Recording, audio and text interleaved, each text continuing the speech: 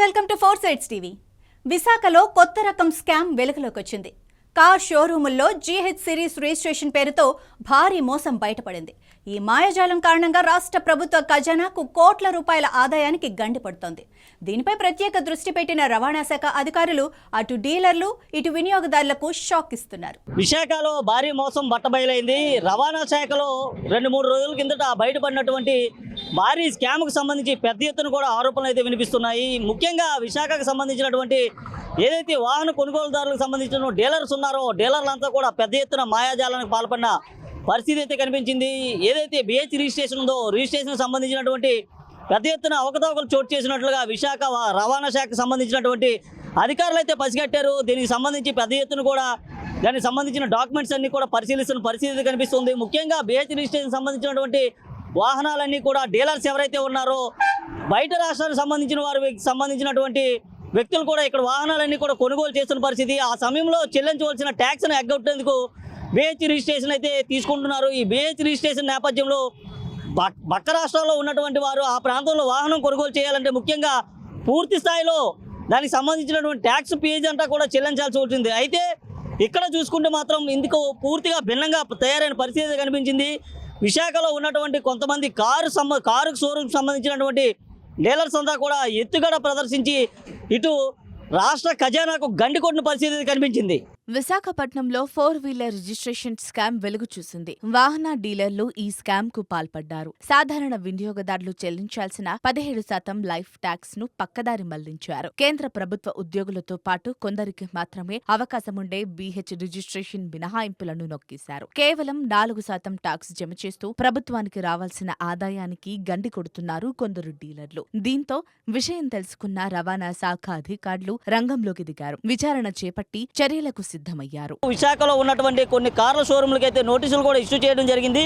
అలాగే విశాఖ సంబంధించి కానీ లేదా ఉత్తరాంధ్రకు సంబంధించి ఇటు విశాఖ, శ్రీకాకుళం, విజయనగరం ప్రాంతాలకు సంబంధించి దాదాపు 400 మంది వాహనాలు కొనుగోలు చేసినట్లయితే అధికారులు గుర్తించారు. వారందరికీ కూడా నోటీసులు అయితే ఇవ్వనున్నారు.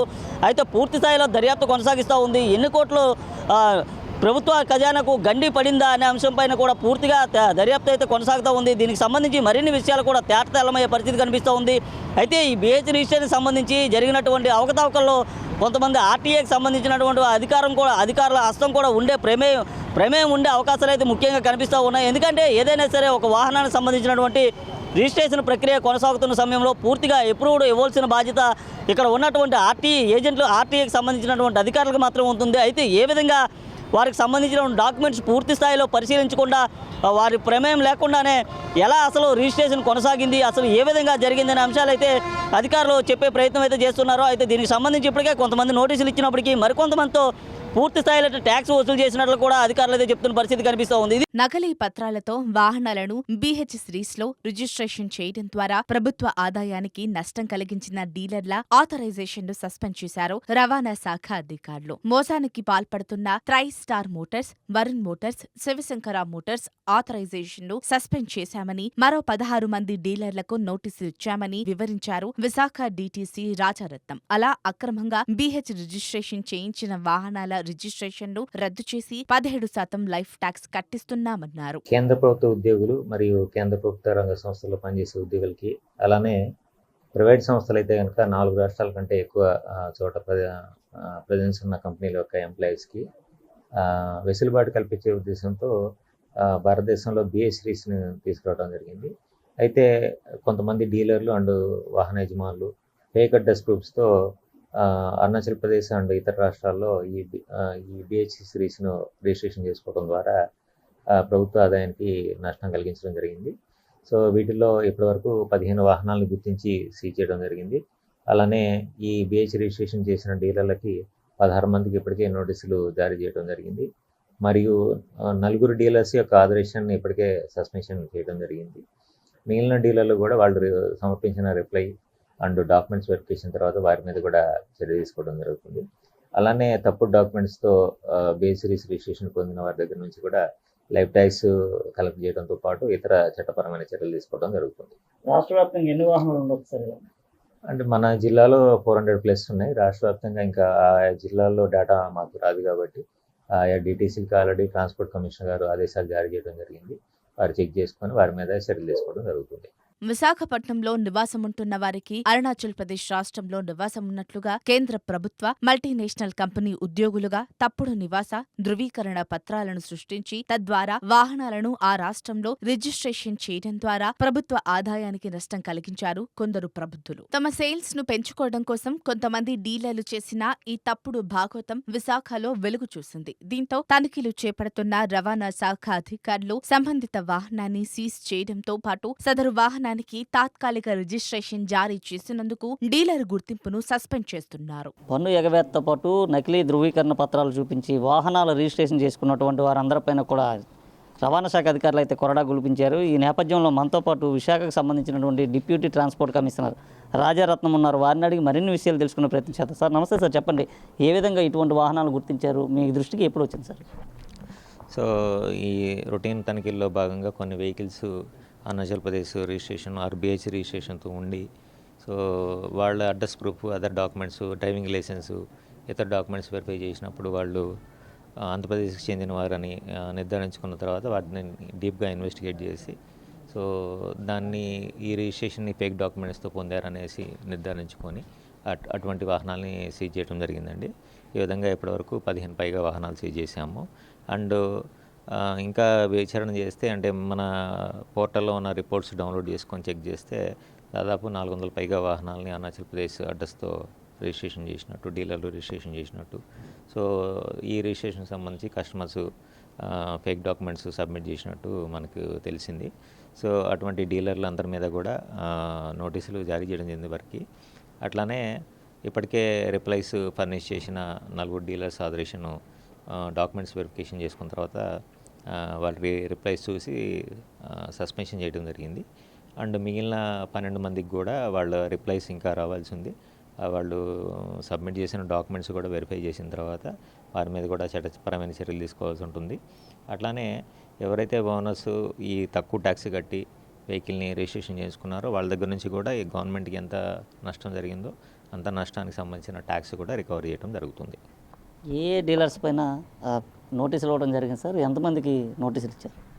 మొత్తం 16 మందికి ఇవ్వటం జరిగింది.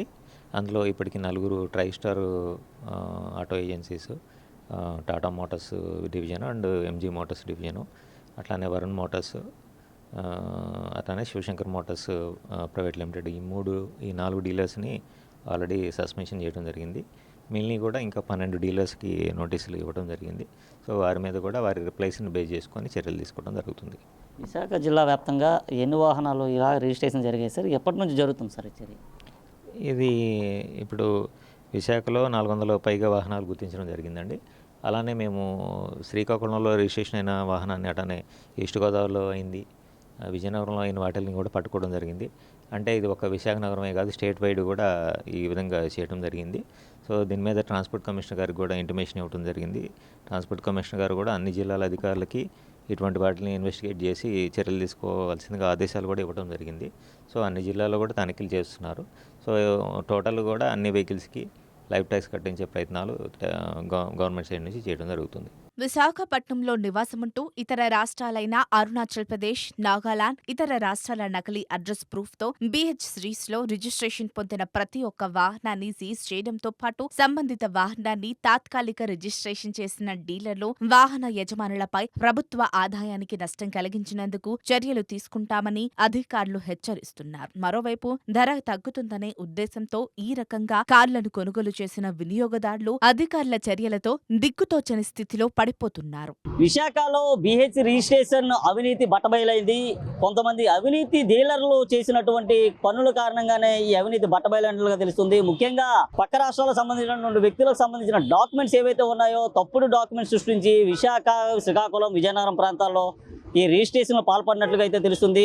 ప్రభుత్వ ఖజానాకు పెద్ద ఎత్తున కూడా గండి కొట్టిన పరిస్థితులు కనిపిస్తూ ఉన్నాయి. ముఖ్యంగా ఈ BH సిరీస్కి సంబంధించిన రిజిస్ట్రేషన్ కొంతమంది వ్యక్తులకు మాత్రమే ఇచ్చే అవకాశం ఉంది. అయితే ఈ నేపథ్యంలో పెద్ద ఎత్తున కూడా డీలర్లు వీటన్నిటిని కూడా తొంగలో తొక్కిన పరిస్థితి కనిపిస్తూ ఉంది. 4-వీలర్కి సంబంధించిన రిజిస్ట్రేషన్ స్కామ్ కూడా పెద్ద ఎత్తున వెలుగు చూసిన పరిస్థితులు కనిపించాయి. వాహన డీలర్లే ఈ స్కామ్కి పాల్పడిన పరిస్థితి అయితే ముఖ్యంగా కనిపిస్తూ ఉంది. ఏదైతే వినియోగదారులు చెల్లించాల్సిన సాధారణ ట్యాక్స్ ఏదైతే ఉందో ఈ సాధారణ ట్యాక్స్ ఈ 17% ఉన్నటువంటి ట్యాక్స్ లైఫ్ ట్యాక్స్ ని పక్కదారు మళ్లించిన పరిస్థితి అయితే కనిపిస్తూ ఉంది. కేంద్ర ప్రభుత్వ ఉద్యోగులతో పాటు కొంతమందికి మాత్రమే అవకాశం ఉండే పరిస్థితులు అయితే కనిపించే BH రిజిస్ట్రేషన్ మినహాయింపు కేవలం నొక్కేశారని చెప్పుకోవచ్చు. ఎందుకంటే ప్రభుత్వానికి రావాల్సిన ఆదాయాన్ని గండి కొట్టడమే కాకుండా కొంతమంది డీలర్లు ఈ ప్రయత్నం అయితే చేశారని తెలుస్తుంది. అయితే ఇప్పటికే రంగంలోకి దిగినటువంటి రవాణా శాఖ అధికారులు నకిలీ పత్రాలతో ఎవరైతే రిజిస్ట్రేషన్ చేసుకున్నారో వారందరినీ కూడా గుర్తించడం జరిగింది. దాదాపు విశాఖ ప్రాంతానికి చెందినటువంటి 15 వాహనాలను అయితే గుర్తించారు. అలాగే ఉమ్మడి విశాఖ జిల్లాకు సంబంధించినటువంటి దాదాపు 400 వాహనాలను అయితే రవాణా శాఖ అధికారులు అయితే గుర్తించడం జరిగింది. దీనిపైన పూర్తి స్థాయిలో అయితే దర్యాప్తు కొనసాగిస్తూ ఉంది. అసలు BH రిజిస్ట్రేషన్ అంటే ఏంటి, దీనికి ఈ BH రిజిస్ట్రేషన్ సంబంధించి అవినీతికి ఎందుకు పాల్పడ్డారనే అంశాలను కూడా పూర్తిగా తెలియాల్సి ఉంది. అయితే దీని వెనక కొంతమంది RTIకి సంబంధించినటువంటి అధికారుల హస్తం ఉందా లేదా అనే అంశం అయితే పూర్తిగా తెలియాల్సి ఉంది. ఎందుకంటే వారి హస్తం లేకుండా ఇటువంటి కార్యక్రమం జరిగే పరిస్థితి లేదంటున్నారు కొంతమంది అయితే నిపుణులు. ఎందుకంటే ముఖ్యంగా దీనికి సంబంధించినటువంటి ఒక వాహనం కొనుగోలు సమయంలో మనం సమర్పించేటటువంటి దసరాలు ఏవైతే ఉంటాయో ఆ పత్రాలన్నీ కూడా పూర్తి స్థాయిలో పరిశీలించాలి. దీన్ని ఆన్లైన్ చేసిన తర్వాత అక్కడ నుంచి వచ్చినటువంటి ఏదైతే అప్రూవల్ ఉంటుందో అప్రూవల్ తర్వాత మాత్రమే వాహనం అయితే రిజిస్ట్రేషన్ సాగుతుంది. అయితే దీనికి సంబంధించి పెద్ద ఎత్తున కూడా కొంతమంది డీలర్లు ఈ మోసానికి పాల్పడినట్లు తెలుస్తుంది. వారందరిపైన కూడా చర్యలు తీసుకునే విధంగా అయితే రవాణా శాఖ అధికారులు ఇప్పటికే కోడా గులిపించారు. రాష్ట్ర వ్యాప్తంగా ఎంతమంది చేశారనే అంశం అయితే పూర్తిగా తెలియాల్సి ఉందంటూ రవాణా శాఖ అధికారి ఇప్పుడే మనకు చెప్పడం జరిగింది. అయితే DTC రాజారత్నం కూడా మనం సంప్రదించడం జరిగింది. దీనిపైన కూడా పూర్తిగా దర్యాప్తు కొనసాగుతుంది. అయితే విశాఖలో జరిగిన విషయం మాత్రం పూర్తిగా వాస్తవం అంటూ కూడా ఆయన నిర్ధారించడం జరిగింది. మరికొన్ని వాహనాలు కూడా తనిఖీ చేస్తున్నాం. అయితే ఎవరెవరు వాహనాలు కొనుగోలు చేశారనే అంశం పూర్తిగా దర్యాప్తు తేలాల్సి ఉందంటూ కూడా అది చెప్పడం జరిగింది. ఇప్పటికే 3-4 సంవత్సరాలకు సంబంధించి డీలర్స్ ఎవరైతే ఉన్నారో పెద్ద డీలర్స్ విశాఖ వ్యాప్తంగా ఉన్నటువంటి పెద్ద డీలర్స్ అందరికీ కూడా నోటీసులు ఇష్యూ చేయడం జరిగింది. కొన్ని సంస్థలను కూడా పూర్తిగా సీల్ వేసామంటూ కూడా రవాణా శాఖ అధికారులు చెప్పడం జరిగింది. అయితే నకిలీ అడ్రస్ ప్రూఫ్తో BH రిజిస్ట్రేషన్స్ ఎందుకు తీసుకుంటున్నారో అంశం పైన దర్యాప్తు అయితే కొనసాగించాల్సి ఉంది. ఎందుకంటే ముఖ్యంగా ఈ BH రిజిస్ట్రేషన్ ఏదైతే ఉందో కొంతమంది ప్రభుత్వ ఉద్యోగులతో పాటుగా కేంద్ర ప్రభుత్వ ఉద్యోగులతో పాటుగా కొంతమంది ఎవరైతే VIPs ఉంటారో వారికి మాత్రమే కేటాయించే అవకాశం ఉంది. అయితే ప్రతి ఒక్కరు కూడా BH సంబంధించినటువంటి రిజిస్ట్రేషన్ మోజులో పడి ఇటువంటి అవకతవకలు పాల్పడడం తెలుస్తుంది. అయితే దీనికి సంబంధించి వాహనదారులు కేవలం వాహనం మాత్రమే కొనుగోలు చేస్తారు. ఈ రిజిస్ట్రేషన్ సంబంధించి కానీ మరికొంత ప్రక్రియకు సంబంధించి కానీ గతంలో ఏదైతే ఉండేదో గతంలో RTO ఆఫీస్ వేదిక మాత్రమే ఈ రిజిస్ట్రేషన్ ప్రక్రియ కొనసాగేది. అయితే అక్కడ ఉన్నటువంటి పని ఒత్తిడిని తగ్గించే ప్రయత్నంలో కేంద్ర ప్రభుత్వం కొత్త మార్పులు అయితే తీసుకొని వచ్చింది. ఏదైతే BH రిజిస్ట్రేషన్స్ ఉన్నాయో రిజిస్ట్రేషన్ ప్రక్రియ అంతా కూడా త్వరితగతిన జరిగే విధంగా గతంలో కాకుండా ఇప్పుడు త్వరితగతిన జరిగే విధంగా కూడా పూర్తి స్థాయిలో ఏదైతే డీలర్స్ ఉన్నారో డీలర్స్కి మాత్రమే బాధ్యత అప్పగించడంతో ఇటువంటి మోసాలన్నీ కూడా వెలుగు చూస్తున్న పరిస్థితి కనిపిస్తూ ఉంది. ముఖ్యంగా డీలర్స్ చేస్తున్న పని ఏంటంటే ఏదైతే వాహనం ఉందో వాహనం కొనుగోలుదారు సమయంలో అతని వద్ద కొంత నగదును తీసుకొని ఈ రిజిస్ట్రేషన్ ప్రక్రియ అంతా కూడా చేస్తున్నట్టుగా తెలుస్తుంది. ఈ BH రిజిస్ట్రేషన్ అంతా కూడా ఎందుకు చేస్తున్నారు, అసలు చేయాల్సిన అవసరం ఏముంది, వారు ఎక్కడ ఉద్యోగం చేస్తున్నారన్న అంశాన్ని పరిశీలించకుండా పక్క రాష్ట్రంలో ఉన్నటువంటి వ్యక్తులకి తప్పు ధృవీకరణ పత్రాలతో ఈ BH రిజిస్ట్రేషన్ చేసినట్లు తెలుస్తుంది. ఇప్పటికే రవాణా శాఖ అధికారులు తనిఖీలు నిర్వహించిన నేపథ్యంలో ఇటువంటివన్నీ కూడా ఇటువంటి మోసం బయటికి వెలుగు చూసిన పరిస్థితి కనిపిస్తూ ఉంది. దీనికి సంబంధించి అయితే ఇంకా దర్యాప్తు కొనసాగిస్తూ ఉంది. అయితే దీని వెనక పెద్ద వ్యక్తుల హస్తం ఉండే అవకాశం లేకపోలేదు అంటున్నారు కొంతమంది అయితే రాజకీయ నిపుణులు. ఏదైతే వాహన చట్టాలకు సంబంధించిన నిపుణులంతా కూడా చెప్తున్నారు. అయితే దీనిపైన రవాణా శాఖ అధికారులు పూర్తిగా దర్యాప్తు కొనసాగించి దీని వెనక ఉన్నటువంటి వ్యక్తులు ఎవరు, అసలు ఎందుకు ఈ మోసానికి పాల్పడ్డారు, దీని ద్వారా కేంద్ర రాష్ట్ర ప్రభుత్వాలకు ఎన్ని కోట్ల నగదు డబ్బు గండిపడింది అనే అంశాన్ని అయితే తెలియాల్సి ఉంది. ముఖ్యంగా పూర్తి స్థాయిలో ట్యాక్స్ చెల్లించకుండా ఇటువంటి రిజిస్ట్రేషన్ పాల్పడుతున్నటువంటి వ్యక్తులపైన కానీ లేదా ఏదైతే ఆ సంస్థలో ఉన్నటువంటి డీలర్స్ ఎవరైతే ఉన్నారో డీలర్స్ పైన కూడా పూర్తి స్థాయిలో చర్యలు తీసుకుంటామంటూ కూడా రవాణా శాఖ అధికారి విశాఖకు సంబంధించినటువంటి DTC రాజారత్నం చెప్పిన పరిస్థితి చూసుకోవచ్చు. ఇది ప్రస్తుతం విశాఖలో BH సిరీస్ సంబంధించినటువంటి ఏదైతే భారీ స్కామ్ బయటపడిందో దానికి సంబంధించిన పూర్తి విషయాలు. వీడియో జర్నలిస్ట్ గణేష్తో చందు, 4 TV విశాఖ నుండి.